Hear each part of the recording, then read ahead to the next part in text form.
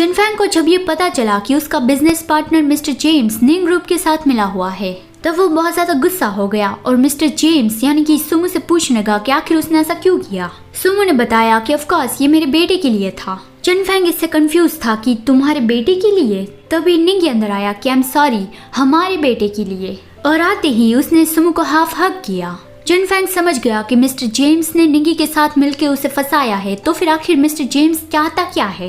निंगी ने बहुत ही प्राउडली कहा कि वो मिस्टर जेम्स नहीं है, वो उसका पार्टनर सुमो है। ये चिनफैंग के लिए बहुत ही शॉकिंग था कि उन लोगों ने सिर्फ मुझे फंसाया ही नहीं बल्कि मेरे आगे लवली डवली भी बन रहे हैं।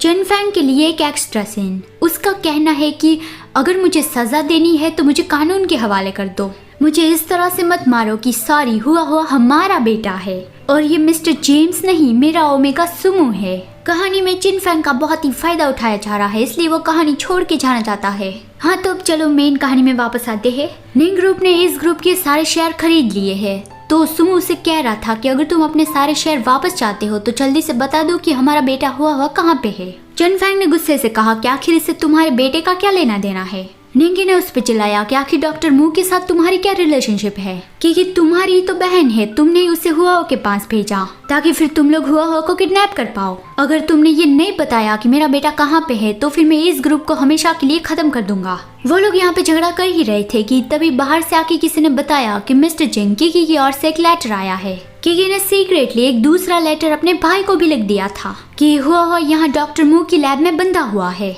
पता नहीं आपने डॉक्टर मू को ऐसा करने के लिए कहा है, लेकिन हुआ ने पहले मेरी जान बचाई थी। सिर्फ वही मेरा फ्रेंड है तो आप उसे चोट नहीं पहुंचा सकते।